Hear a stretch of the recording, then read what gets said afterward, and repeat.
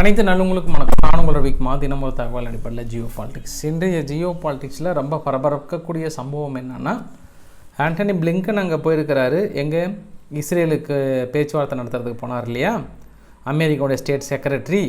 பேச்சுவார்த்தை என்ன நிலைமையில் இருக்கிறது, பாக்தாதில் நடத்தப்பட்ட தாக்குதலுக்கு அடுத்த கட்ட நிகழ்வுகள் என்ன, அமெரிக்கா கொடுத்த அறிக்கைகள் என்ன, சுற்றி இருக்கக்கூடிய அரசியல் நிகழ்வுகள் என்ன. இன்றைக்கி ரஷ்யா உக்ரைனுக்குள்ளே ஒரு பெரிய தாக்குதலை முன்னெடுத்திருக்காங்களே, அவடியக்கா பகுதியில் பெரிய முன்னேற்றம் என்று சொல்லப்படுகிறது. அனைத்தும் ஒருங்கிணைந்த ஒரு தகவலாக பார்த்துடலாம். வீடியோக்குள்ளே போகிறதுக்கு முன்னாடி ஒரு விஷயத்தை நம்ம பேசிட்டு போயிடலாம். இந்த வீடியோ பதிவு ஒரு 2-3 நாளாக வயலாக இருக்குங்க. ஆப்பிளினுடைய ப்ரோ வெர்ஷன் வந்து இப்போ ரீசெண்டாக ரிலீஸ் ஆச்சு இல்லையா. இதுக்கப்புறம் நார்மலாகவே இந்த செல் வந்ததுக்கப்புறம் நம்ம இப்படியே தான் இருந்தோம். இப்போ என்னாச்சுன்னா, இது ஒன்று மாட்டிட்டு இப்படி இந்த பக்கம் அப்படி கனெக்ட் பண்ணிவிட்டு அப்படியே இப்படி போக வேண்டியது தான். ஒரு வகையாக முடிவு பண்ணிவிடுவாங்கல்ல, இது மாதிரி மாட்டிட்டு நம்ம பாட்டு போகிறது. ஏற்கனவே இது மாதிரி வீடியோ பதிவு நிறைய வந்துட்டுருக்கு. அவர் பாட்டு காரில் வந்து இந்த மோடு, ஆப்பிள் மோடு போட்டு ஓட்டுறது, அப்புறம் வெளியே வந்து அப்படியே க்ளோஸ் பண்ணுறது, மீதி நிறைய வீடியோ இது மாதிரி வந்துட்டுருக்கு. இதுக்கப்புறம் இந்த மாதிரி ப்ரோ வெர்ஷனை பார்த்துட்டு நம்ம கொஞ்சம் உஷாராக இருந்துக்கணும் அப்படின்ற அளவுக்கு வந்து சொல்லியிருந்தாங்க. சரி, இது ஒன்றோட முடியாமல் நம்ம இன்னும் பல விஷயங்களை நம்ம பேச வேண்டியது இருக்கிறது. கொஞ்சம் சீரியஸாக இல்லாமல் ஒரு சில பதிவுகளை கொஞ்சம் ஜாலியாக போய்ட்டு அதுக்கப்புறம் நம்ம சீரியஸாக போகலாம். வீடியோக்குள்ள போகிறதுக்கு முன்னாடி நீங்கள் நம்ம சேனலை சப்ஸ்கிரைப் பண்ணலாம். சப்ஸ்கிரைப் பண்ணிட்டு வாங்க. மறக்காம பெல் பட்டன் கிளிக் பண்ணி ஆல் ஆப்ஷன்ஸ் கொடுங்க. வீடியோ போகலாம்.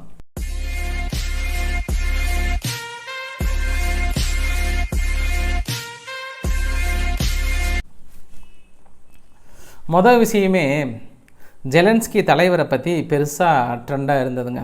என்ன அப்படின்னா, யூகேனுடைய கிங் சார்லஸ் அவர்களுக்கு வந்து புற்றுநோய் வந்து விட்டதாக அனௌன்ஸ் பண்ணாங்க. 2-3 நாளாக பேச பொருளாக இருந்தது. நான் தான் உங்களுக்கு அனௌன்ஸ் பண்ணல, நீங்கள் கேட்டு ரொம்ப ஃபீல் பண்ணிட்டீங்க அப்படின்னா ரொம்ப கஷ்டம் இல்லையா.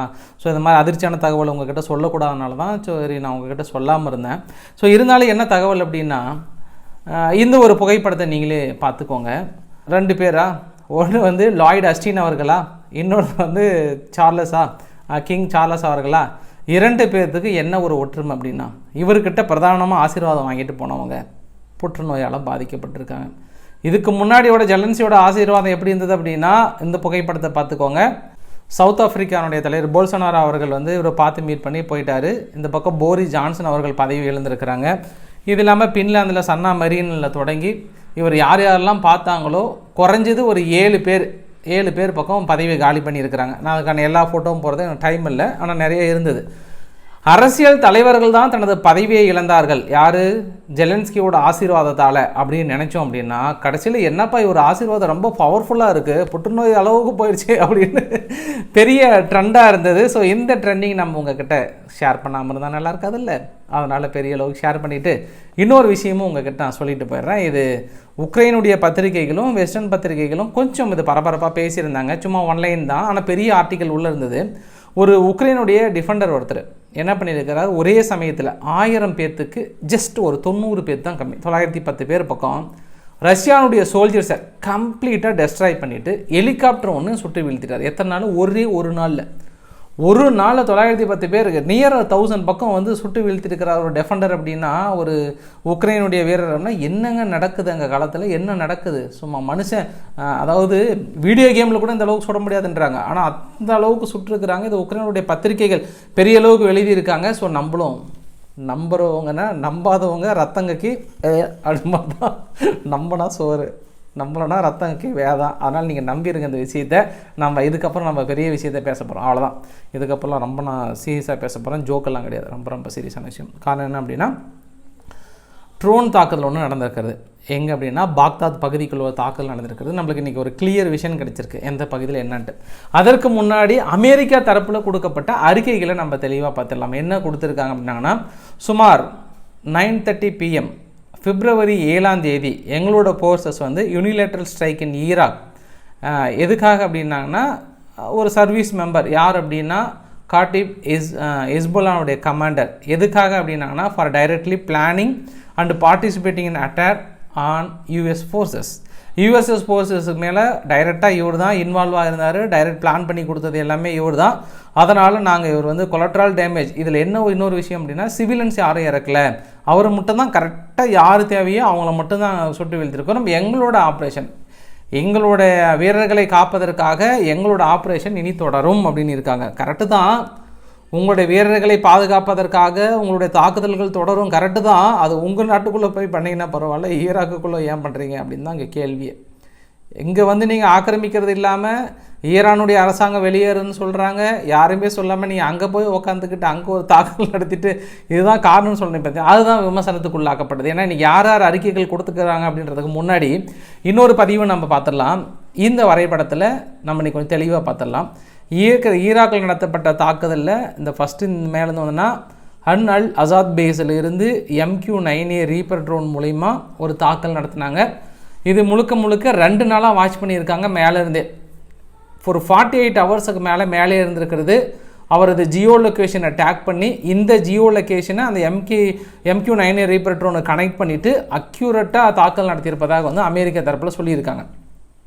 இந்த தாக்குதலில் உயிரிழந்தவர் மெயின் ஆளர்னா அபுபக்கர் அல் சாடி கில்டு மேலே ஃபஸ்ட்டு போட்டிருக்காங்க. அது 2வது பிக்சர் என்னென்னா வெஹிக்கிள் டெஸ்ட்ராய் பண்ணி அதுக்கப்புறம் தூக்குற பிக்சர். இது 3வது என்னென்னா AGM-114 எயில்ஃபர் மிசைல் டீபரிஸ், அந்த தாக்கல் நடத்தின அந்த மிசைல்ஸோட டீபரிஸ் வந்து இந்த பக்கம் போட்டிருக்காங்க.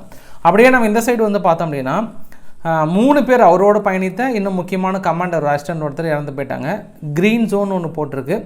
அதுக்கு பக்கத்தில் தான் பாக்தாத் பக்கத்தில் தான் போராட்டம் நடந்திருக்கிறது. அந்த க்ரீன் ஜோன் இருக்குல்ல, அங்கே தான் அமெரிக்காவுடைய தூதரகம் பக்கத்தில் தான் இருக்கிறது. தூதரகம் பக்கத்தில் இப்படி ஒரு தாக்குதலை தைரியமாக நடத்தியிருப்பதாக வந்து சொல்லப்படுகிறது. ஸோ அமெரிக்காவுடைய தூதரங்களை மக்கள் சுற்றி வளைச்சி போராட்டம் நடத்திட்டே இருக்கிறாங்க. எந்த நேரத்தில் எதனால் நடக்கலாம், மக்கள் அங்கேருந்து போகவே இல்லை.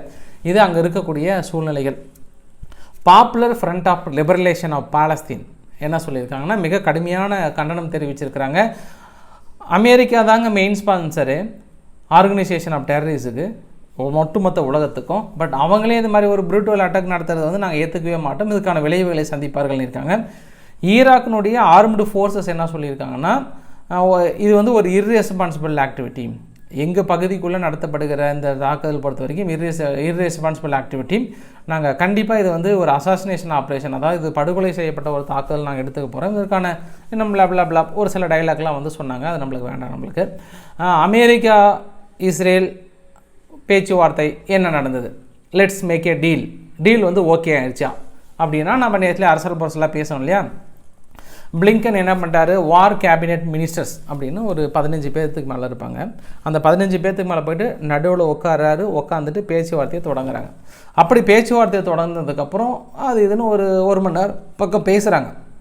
முடிச்சுட்டு பிளிங்கன் அவர்கள் கொடுத்த அறிக்கையை நம்ம பார்க்க போகிறதுக்கு முன்னாடி நெதன்யாகு அவரோட ஸ்டேட்மெண்ட் அப்பயே வந்துருச்சு. அவர் பேசிகிட்டு இருக்கிறாரு. பேசி முடித்தோடனே நெதன்யாகு ஸ்டேட்மெண்ட் தான் முதல்ல வந்தது. என்ன அப்படின்னா, நாங்கள் டோட்டல் விக்டரி, முழுமையாக வெற்றி பெறாமல் இந்த யுத்தத்தை நிறுத்துவதற்காக வாய்ப்புகளே கிடையாது.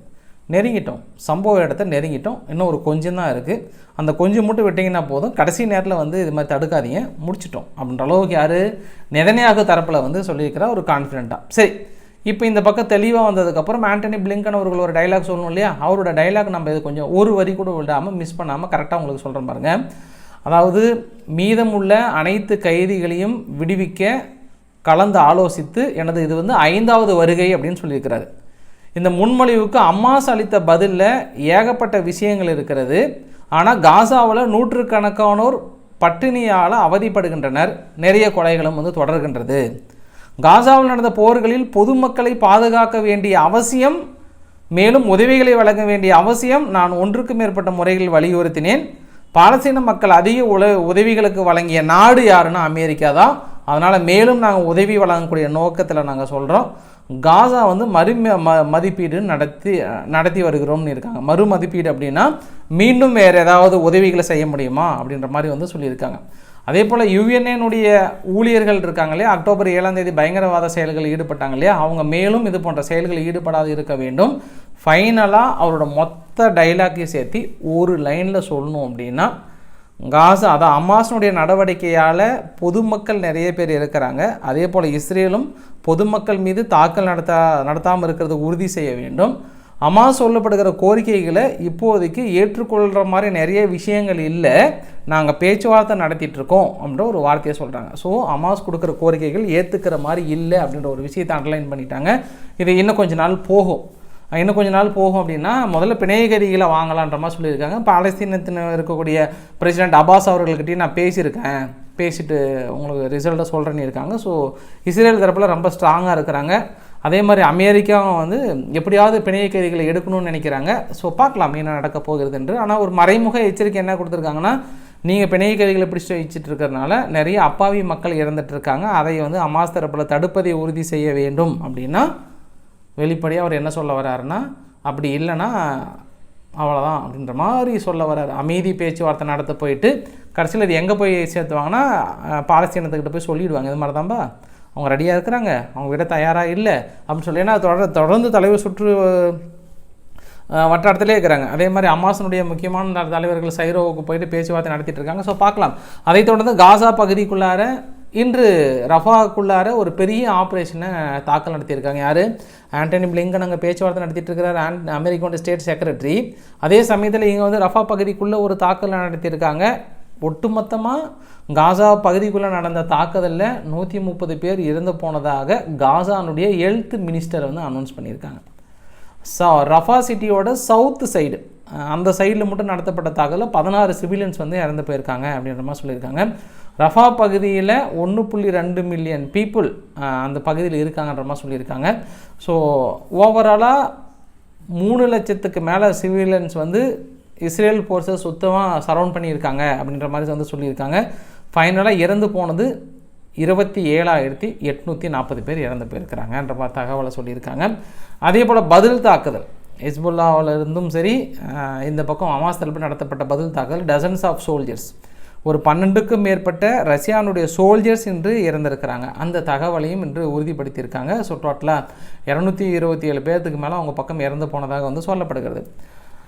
ஆண்டோனியோ கட்ரஸ் அவர்கள் தொடர்ந்து யார் அப்படின்னா யூஎன் ஸ்டேட் செக்ரட்டரியோட ஜெனரல் ஆண்டோனியோ கட்ரஸ் அவர்கள் வந்து என்ன பண்ணிட்டாரு, ரிசைன் பண்ணிவிடுங்க, நீங்கள் வீட்டுக்கு போயிடுங்க, வயசான காலத்தில் நீங்கள் கொஞ்சம் ரெஸ்ட் எடுத்து சம்பளம் வாங்குவீங்கன்னு நினச்சிங்க, சம்பளத்தை வாங்கிட்டு நீங்கள் எங்களுக்கே துரோகம் பண்ணுறீங்களா அப்படின்னு அமெரிக்கா கோவம் வந்துச்சு. ஏன்னா சமீப காலமாக எப்போ நீங்கள் யுஎன்ஆர்டபிள்யூ ஃபேக்கல்ட்டிஸ் அங்கே 7 பேர் இருக்காங்கன்னு தெரிஞ்சு நீங்கள் அவங்களுக்கு சப்போர்ட்டாக பேசுகிறீங்களோ அப்போயே இது நடுநிலைத்தன்மை இழந்துட்டீங்க. அதனால் ஒரு 6 டெமோக்ராட்டிக் பார்ட்டியும் ஒரு 6 ரிப்பப்ளிக்கன் பார்ட்டியும் சைன் பண்ணி ஒரு லெட்டர் ஜாயின்ட் ஸ்டேட்மெண்ட்டு கொடுத்துட்டாங்க. யார்? பிளிங்கன் அவர்கள்ட்ட டிமாண்ட் பண்ண சொல்லி. ஆண்டனி பிளிங்கன் அவர்கள் எங்கே தானே இருக்கிறாரு, அப்படியே அதையும் கொஞ்சம் சேர்த்து சொல்லிட்டு வாங்க, அவர் ரிசைன் பண்ண சொல்லிவிடுங்க, நடுநிலைத்தன்மை இழந்துட்டார் அப்படின்ற மாதிரி வந்து சொல்லியிருக்காங்க. சமீப காலமாக இன்டர்நேஷ்னல் கோர்ட் ஆஃப் ஜஸ்டிஸ் வழங்கப்பட்ட தீர்ப்புக்கு அப்புறம் யுஎன்ஆர்டபிள்யூ வந்து பெரிய கேள்விக்குறி உள்ளாக்கப்படுகிறது. அமெரிக்காவுடைய அழுத்தங்கள் வந்து மிகப்பெரிய அளவுக்கு நெருக்கப்படுகிறது. இங்கே இருக்கக்கூடிய இடி மாதிரி அதை எங்கேயோ போய் எங்கேயோ புரிஞ்சுக்கோங்க, ரைட்டு. ஏன்னா இடி சோர்ஸஸ் எந்த அளவுக்கு அழுத்தங்கள் கொடுக்கப்படுகிறது, அது மாதிரியான ஒரு அழுத்தங்கள் கொடுக்கப்படுகிறது, ரைட்டு. அடுத்து என்ன, கொஞ்சம் அப்படியே மாற்றிக்கலாம் நியூஸு. யூஎஸ் செனட் பொறுத்த வரைக்கும் ரொம்ப கிளியராக இருக்கிறாங்க. மீண்டும் அமெரிக்கா என்ன பண்ணிட்டாங்க, இந்த பார்டர், அதாவது செக்யூரிட்டி பார்டருக்கான ஃபண்டு, மைக்ரேஷன் ரீஃபார்முக்கான செக்யூரிட்டி பார்டருக்கான ஃபண்டு நீங்கள் கரெக்டாக ப்ரொவைட் பண்ணாத வரைக்கும், நீங்கள் கரெக்டாக ஒதுக்காத வரைக்கும் உக்ரைனுக்காக இருக்கட்டும் இஸ்ரேலுக்காக இருக்கட்டும் எந்த ஃபண்டையும் நாங்கள் விட மாட்டோம், எல்லாத்தையும் நாங்கள் தடை தான் விதிப்போம், உங்களால் முடியவே முடியாதுன்னு ஒரு சவாலை விட்டுருக்குறாங்க. ஸோ நீங்கள் பாட்டு இஷ்டத்துக்கும் உக்ரைனுக்கு ஒரு 60 பில்லியன் உடனே அவர் சந்தோஷப்படுறோம், இங்கே சந்தோஷப்படுறோம். முதல்ல நம்ம பார்டர் பகுதியில் இல்லீகல் மைக்ரன்ஸ் உள்ளே வந்துட்டு இருக்காங்க, கொஞ்சம் பாருங்கன்னு இருக்காங்க. அதான் பாரு, இயற்கையே என்ன பண்ணிட்டாங்க, மைக்ரன்ஸை தடுக்கிறீங்க நீங்கள். மைக்ரன்ஸை கலிஃபோர்னியாவில், டெக்சாஸ் பக்கத்தில் கலிஃபோர்னியா இருக்குல்ல, அங்கே சரி மைக்ரன்ஸை தான் தடுக்கிறீங்க. இயற்கையை நீங்கள் தடுத்துட முடியுமா? மழை, வெள்ளம், புயல் ஒரு தாக்கி கலிஃபோர்னியாவில் மிகப்பெரிய ஒரு 3 லட்சத்துலேருந்து ஒரு 5 லட்சம் பேர் வந்து வீடுகள் நிறைய பெரிய பாதிக்கப்பட்டதான் நம்ம பார்த்தலாம். இதுக்கு என்ன பண்ணுவாங்க, இது என்ன பண்ணுவாங்க, வெளியே போட்டு அடிப்பாங்கன்னு தெரியல, பெரிய பிரச்சனையாக வந்து மாட்டியிருந்தாங்க. ஸோ இருந்தாலும் இல்லீகல் மைக்ரன்ஸோட பிரச்சனை கொஞ்சம் கூட ஓஞ்சப்படலை. ஒரு பெரிய பேசு பொருளாக இருந்தது. எமினி ஹவுதிகள் வந்து அவங்க கடலுக்கு அடியில் அந்த இன்டர்நெட் கேபிள் போதும் இல்லையா, அதை நாங்கள் கட் பண்ணுறோம்லாமா சொன்னாங்க இல்லையா. ஏன் கட் பண்ணலை இன்ன வரைக்கும், சாதாரணமாக கட் பண்ணியிருக்கலாமே அப்படின்னு நினச்சாங்கன்னா அது சிம்பிளாக முடிச்சிட்டாங்க. ஆக்சுவலாக எமினி அவதிகளுக்கு சேர்ந்து தான் இன்டர்நெட் போயிட்டுருக்கான், நெட் கனெக்ஷன் போயிட்டுருக்கான். அவங்க கட் பண்ணால் அவங்களோட கேபிளும் கட் ஆகிடுமா, ஏன்னா அதை ப்ரிடிக்ட் பண்ணி தனியாக கட் பண்ண முடியாதான். ஸோ அதனால் அவங்களே அவங்களுக்கு சேர்த்து சூனி வச்சுக்கிட்ட மாதிரி ஆயிரும். அதனால தான் அவங்க கட் பண்ணாமல் இருக்கிறாங்க. அதனால தான் அமெரிக்கா தரப்புலையும் தைரியமாக இருக்கிறாங்க, கட் பண்ணுறதுனா பண்ணு, உங்களுக்கு தான் லாஸ் ஆகும், அதுக்கப்புறம் நாங்கள் பேசிக்கிறோன்ட்டு. ஏன் அப்படின்னா இதே மாதிரி அமெரிக்காவில் பார்த்திங்கன்னா கலிஃபோர்னியாவுக்கு கீழே இருக்கக்கூடிய ஒரு கேபிளில் 2013 ஒரு டைம் வந்து கட் ஆச்சான். அப்படி கட் ஆகும்போது பார்த்திங்க அப்படின்னா ஒட்டுமொத்த கேபிள் நெட்வொர்க்குமே பாதிக்கப்பட்டு ஒரு வாரத்துக்கு மேலே மிகப்பெரிய அளவுக்கு பாதிப்பாயிடுச்சு, அதை கண்டுபிடிச்சி நிவர்த்தி பண்ணுறதுக்குள்ளே.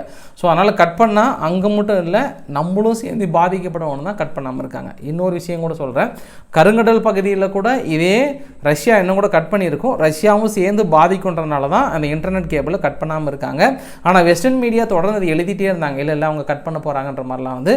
அதே மாதிரி ரெட்சி கடல் பகுதியில் ஒரு வழியாக ஜெர்மனியோட இசன் அப்படின்ற ஒரு போர் கப்பல் வந்து விரைந்து வந்து கொண்டிருக்கிறது ரெட்சி கடல் பகுதியை நோக்கி.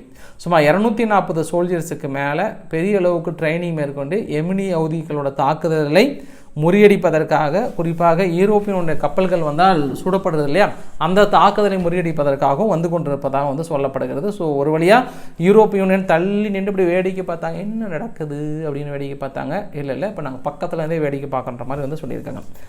ரஷ்யா அவடியுக்கா பகுதியில் மிகப்பெரிய ஒரு தாக்குதலை முன்னெடுத்திருக்காங்க. நான்கு பக்கமும் தாக்கல் நடத்தி கொண்டிருக்கிறார்கள். பெரிய அளவுக்கு முன்னேறி கொண்டிருப்பதாக உக்ரைனே வந்து சொல்லியிருக்காங்க. Unfortunately the enemy is freezing from all direction அப்படின்ற ஒரு வார்த்தையை சொல்லியிருக்காங்க. ஜெலன்ஸ்கியும் தனது ரெகுலர் நைட் வீடியோவில் எனிமிக்கள் வந்து என்ன தான் நம்மளுக்கு ப்ரெஷர் கொடுத்தாலும் நம்மளோட ஆன்டி ஏர் டிஃபென்ஸ் சிஸ்டத்துலேருந்து எல்லாமே பெரிய அளவுக்கு வளர்த்திட்ருக்கோம், எல்லாமே செஞ்சிட்ருக்கோம், எல்லாமே பண்ணிகிட்ருக்கோம், பெரிய தாக்கல் நடத்திட்டுருக்கோம், பிடிச்சிடுவோம், எல்லாத்தையும் பிடிச்சிடுவோம் அப்படின்னு அவர் தனது ரெகுலர் டைலாக்ல சொல்லிட்டு இருக்கிறாரு. இருந்தாலும் பெரிய இழப்புகள். அதனால தான் ஓல்ட் ஷால்ஸ் அவர்கள் வந்து இன்றைக்கி சொல்லிட்டாங்க, நண்பர்களே நாம் உக்ரைனை காக்க வேண்டிய கடமை நெருங்கிவிட்டது நண்பர்களே.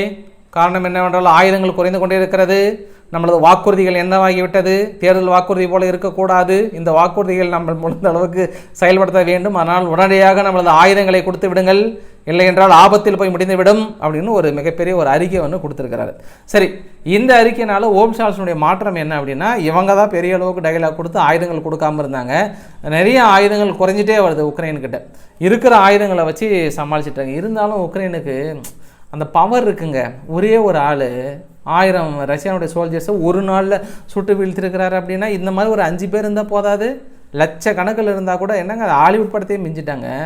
ஹாலிவுட் படத்தை விட இந்த கேம்ஸில் தான் அப்படி சுட்டுட்டு இருப்பாங்கல்ல, அதை விட மிஞ்சிட்டாங்க போல். இருந்தாலும் இந்த இது மட்டும் எனக்கு அடிக்கடி ரிமைண்டர் வந்துட்டே இருக்குது, என்னை ரொம்ப டிஸ்டர்ப் பண்ணுது. இது எப்படி டிஸ்டர்ப் பண்ணுதுன்னா, நம்ம காலையில் தூங்கி எழுந்திரிச்சு ஒரு பாட்டு கேட்டேன்னு வச்சுக்கோங்க, அந்த பாட்டை ஃபுல் டே நம்ம மனசுக்குள்ள நம்ம என்ன பண்ணாலும் சரி அது மனசுக்குள்ளே ஓடிட்டு இருக்கோம்.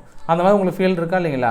அந்த மாதிரி தான் இது அடிக்கடி என் கண்ணு முன்னாடி வந்துட்டே இருக்கு. யாராக இருக்கும், யார் அந்த நபராக இருக்கும், 1000 பேர்த்தை எப்படி ஒரு நாளாக சுற்றுப்பாருன்ற மாதிரி எனக்கு தொடர்ந்து சந்தேகங்களை கிளப்பிட்டே இருக்குது. இருந்தாலும் ரஷ்யாவில் என்ன பண்ணிட்டாரு, ஒருத்தர் வாரே வேண்டாம் அப்படின்ட்டு நடாசின் அப்படின்ற ஒரு நபர், ஒரு ஃபெமிலியரான பர்சன் ஒருத்தர் புடினுக்கு எதிராக போராட்டம் பண்ணார். அது இல்லாமல் பிரசிடென்ட் கேண்டிடேட்ஸ், அதிபர் கேண்டிடேட்டுக்கு நான் நிற்க போகிறேன்னாரு. என்ன பண்ணாங்களோ தெரியல, அலோவ் பண்ணல. அதெல்லாம் முடியாதுப்பா. ஐ திங்க் புடின் அவர்கள் வந்து அன்ன போஸ்ட்டாக தேர்ந்தெடுப்பதற்கான நிறைய வாய்ப்புகள் இது வரைக்கும் எந்த கேண்டிடேட்டுமே அலோவ் பண்ணல. அவர் எதிர்த்து வந்து அன்ன போஸ்ட்டாக ஜெயிச்சிருவார் போல். அப்படி தான் அங்கே இருக்கக்கூடிய சூழ்நிலைகளை போய் கொண்டிருக்கிறது. அதே போல் ஜின்பிங் அவர்களும் ரஷ்ய அதிபர் புடின் அவர்களும் வந்து ஃபோனில் பேசிக்கிட்டாங்களாம், நம்மளுடைய ஸ்ட்ரென்த்தை கொஞ்சம் ஸ்ட்ராங் பண்ண வேண்டிய ஒரு சூழ்நிலை வருது, எனிமீஸ் ஒன்றா சேர்ற மாதிரி ஒரு சூழ்நிலை இருக்கிறது, அதனால் நம்ம இணைய வேண்டிய சூழ்நிலை இருக்கிறோம், கொஞ்சம் ஸ்ட்ராங் பண்ணணும், இல்லைனா நம்மளை வீக் பண்ணிடுறான்ற மாதிரி வந்து பேசப்பட்டதாக சொல்லப்படுகிறது. ஃபைனலாக இந்த வீடியோ நிறைவு பகுதி கிட்டத்தட்ட நெருங்கி கொண்டு இருக்கிறோம். வடகொரியா, நார்த் கொரியா சொல்கிறேன், ஃப்ளோவில் வந்துருச்சு. வடகொரியா என்ன பண்ணுறாங்கன்னா, இதுவரை ஒரு 3 பில்லியன் அளவுக்கு அமௌண்ட்டை வந்து சுருட்டி இருக்கிறாங்க. எப்படி சுருட்டுறாங்க, என்ன பண்ணுறாங்க, கடந்த 2017 2023 வரைக்கும் இது வந்து பெரிய ஒரு ஆர்டிக்கிளே வந்து வெளியிட்டிருக்காங்க. இதுக்குன்னே ஒரு இன்டெலிஜென்ட் செக்ஷனை வந்து ஒதுக்கி இருக்கிறாங்க, டிபிஆர்கே. இந்த டிபிஆர்கே வந்து டோட்டலாக வந்து 58 சைபர் அட்டாக். 58 சைபர் அட்டாக் அப்படின்னா, ஒரு பெரிய கம்பெனி இருக்கும், அந்த கம்பெனிக்குள்ளே ஒரு சைபர் அட்டாக் பண்ணி அவங்கள ஒரு மிரட்டி உங்களோட டாக்குமெண்ட்டை டெலீட் பண்ணட்டுமா, அதை பண்ணட்டுமா, இல்லை உங்களுடைய எஸ்கபுஸ்க்கான வீடியோ வெளியிட்டுமா அப்படிலாம் மிரட்டுவாங்க. மிரட்டினதுக்கப்புறம் என்ன பண்ணால் அவங்க ஒரு ஃபண்டு ஒன்று ட்ரான்ஸ்ஃபர் பண்ணுவாங்க. அதுக்கப்புறம் என்ன பண்ணுறது, ரிலீஸ் பண்ணிடுது. இந்த மாதிரி முக்கியமான நபர்கள், முக்கியமான நாடுகள், முக்கியமான டாக்குமெண்ட்டுகளை டார்கெட் வச்சு ஹேக் பண்ணி அவங்கக்கிட்ட பணத்தை வாங்கி 3 பில்லியன் அளவுக்கு பணத்தை சுருட்டி அந்த பணத்தை தனது மிசைல் ப்ரோக்ராமுக்கு, இப்போ அடுத்தடுத்து தென்கொரியாவை மிரட்டிட்டு இருக்கிறாங்களே, தென்கொரியா நிம்மதியாக தூங்க வர்றாங்களா என்ன? டெய்லியும் காலையில் இருந்தால் ஒன்று என்னப்பா இன்றைக்கி வடகொரியா என்ன பண்ணுறாங்க அப்படின்னு முழிச்சு பார்ப்பாங்க. ஏதாவது ஐயோ போட்டாங்க ஓடுங்க அப்படின்ட்டு ஏதோ ஒரு அறிக்கை கொடுப்பாங்க. அந்த மாதிரியான ஒரு சூழ்நிலையில் இங்கே நடந்துகிட்ருக்கு. இதுக்கெல்லாம் என்ன காரணம் அப்படின்னா சைபர் அட்டாக் நடத்தப்பட்ட தாக்குதல் தான் அப்படின்னு சொல்லியிருக்கிறாங்க. ஸோ பொறுத்திருந்து பார்க்கலாம். ஃபைனலாக இந்த வீடியோ நிறைவு பகுதியில் பாகிஸ்தான் மேட்டரோடு முடிச்சிடலாம். பாகிஸ்தானுக்கு தேர்தல் நடந்துகிட்ருக்கு. தேர்தலில் கைபர் பக்துவா அப்படின்ற பகுதியில் ஒரு தேர்தல் நடத்தக்கூடிய ஆஃபீஸரை வந்து அழகாக தூக்கிட்டு கிட்னாப் பண்ணிட்டு போயிட்டாங்களாம். மனுஷன் எங்கே போனார்னே தெரியலையாம். ஸோ பாகிஸ்தானுடைய தெஹ்ரீக் இன்சாஃப் பிடிஐ, அதாவது இம்ரான்கான் அவரோட கட்சியை சார்ந்த நபர்கள் ஒரு குற்றச்சாட்டு சுமத்திருக்கிறாங்க. எந்தெந்த பூத்தில் யாங்கே என்ன நடக்குதுன்னு யாருக்கும் தெரியாதான். ஏன் அப்படின்னா இன்டர்நெட் கனெக்ஷன் கட் பண்ணிட்டாங்க, ஃபோன் கட் பண்ணிட்டாங்க, எல்லாமே கட் பண்ணிட்டாங்க. இப்போ எனக்கு என்ன டவுட் அப்படின்னா ஒரு இடத்துல தேர்தல் நடக்குது, எப்படி ஃபோன் பண்ணி உங்களை கூப்பிட்டு சொல்லுவாங்கன்னு தெரியல. அந்தளவுக்கு எல்லாம் இதுதான் ஓவர் எங்கே வாங்க ஓவர் அப்படின்னு சொல்லுவாங்க போல். ஸோ அதனால் பாகிஸ்தானில் பதற்றமான ஒரு சூழ்நிலை. இன்று கூட 2 இடத்துல குண்டுவெடிப்பு நிகழ்வு நடந்திருக்கிறது. அந்த இடத்துல 6 பேர் இறந்து போனதாகவும் சொல்கிறாங்க.